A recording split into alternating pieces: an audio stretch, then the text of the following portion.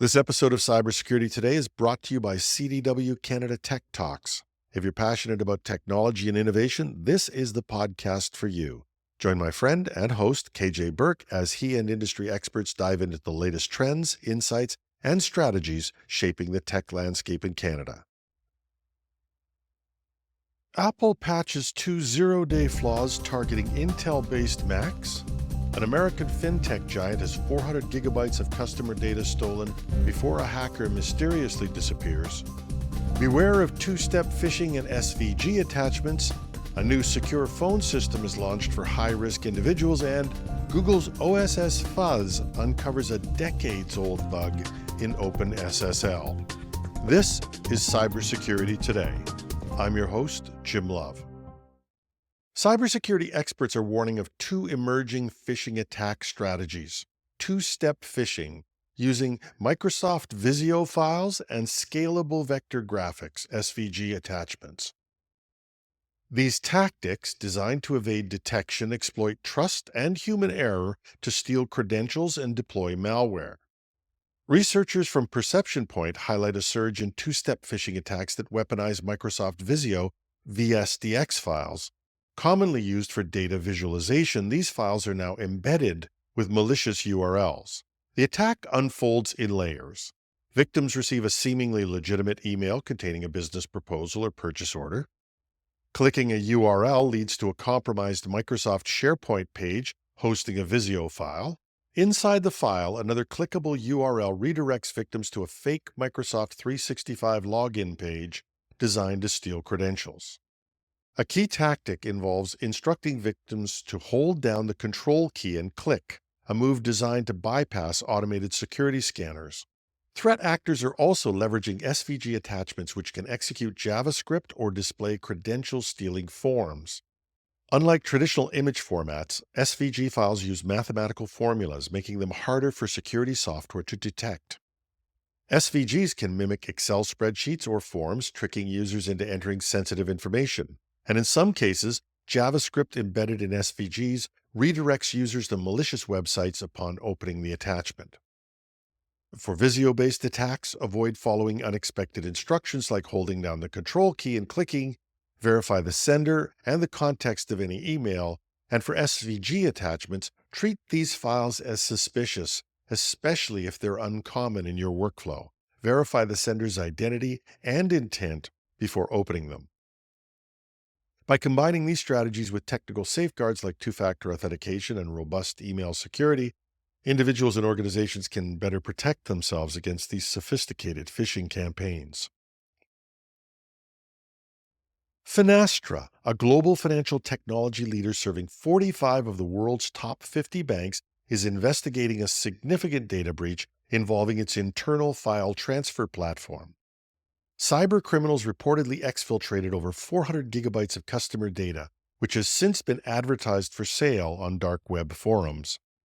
On November 7th, Finastra's security team detected suspicious activity, and the company immediately notified affected customers. In a statement, Finastra revealed that no malware was deployed and no files beyond the exfiltrated data were accessed.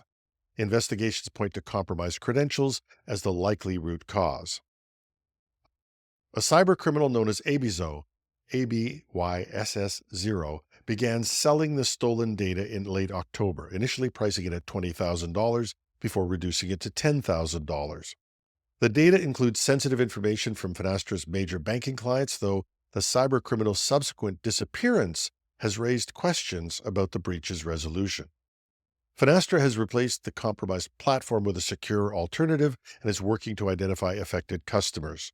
The company's chief information security officer is actively engaged with client security teams and sharing indicators of compromise to prevent further incidents. This breach comes after a ransomware attack in 2020 that disrupted Finastra's operations but apparently did not result in a ransom payment. And the hacker, Abysso, has apparently mysteriously disappeared, and his Telegram and breach forum accounts were closed. A new privacy-focused telecom service, CAPE, is launching today, offering public figures, executives, journalists, and activists a secure way to use mobile networks with minimal data collection. The service aims to address rising concerns over government surveillance and cyber attacks, particularly from state-sponsored actors. CAPE's service, built on the U.S. cellular network, uses proprietary software to limit users' data collection. Unlike traditional carriers, CAPE stores only essential subscriber information for 60 days and enables users to rotate identifiers like device and advertiser IDs on demand. This makes it harder for apps and brokers to track and monetize user data. CAPE's device, a standard Android phone with modified data settings, is optional. Customers can use their own phones and port their numbers, with updates handled via eSIM technology. CEO John Doyle, a former Palantir executive and U.S. Army Special Forces sergeant, explained that CAPE tested its services with national security professionals, government officials, and privacy advocates to refine its offering. While the service offers robust privacy protections, it comes at a steep cost, with some plans reaching $1,000 monthly.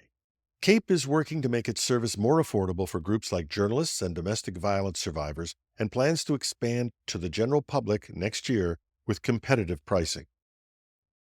Apple has released emergency updates to address two zero-day vulnerabilities affecting Intel-based Mac systems. The flaws found in macOS Sequoia's JavaScript core and WebKit components were exploited in attacks, according to an advisory issued by the company on Tuesday.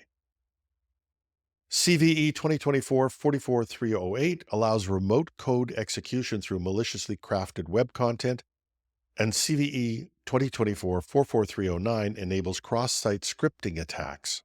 Both vulnerabilities were discovered by Clemence Lessine and Benoit Sevens of Google's Threat Analysis Group, and while Apple has not disclosed how the exploits were used, it confirmed that the flaws have been addressed in macOS Sequoia 15.1.1, as well as updates for iOS, iPad OS, and Vision OS.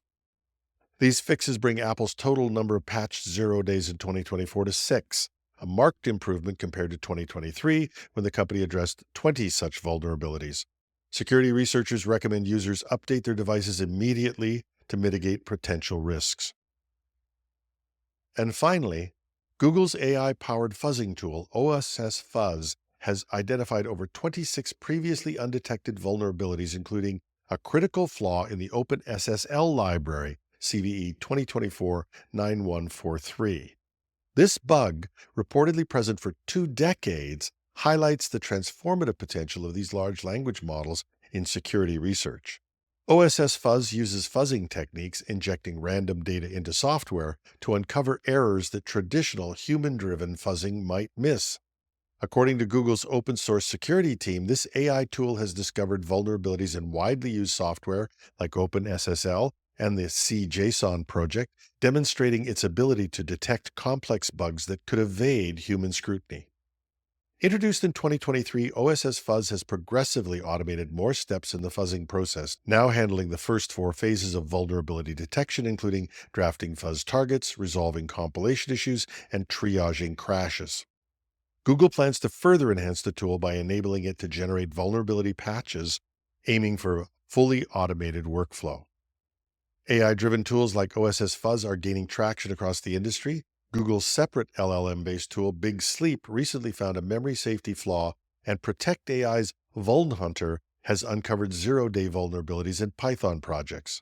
These advancements signal a shift in cybersecurity as researchers increasingly rely on AI to preemptively address threats that may already be exploited by malicious actors. And that's our show for today. Thanks to our sponsors, CDW and KJ Burke's CDW Canada Tech Talks. Check it out if you get the chance. You can find it like us on Spotify, Apple, or wherever you get your podcasts. You can find links to reports and other details in our show notes at technewsday.com. We welcome your comments, tips, and the occasional bit of constructive criticism at editorial@technewsday.ca. I'm your host, Jim Love. Thanks for listening.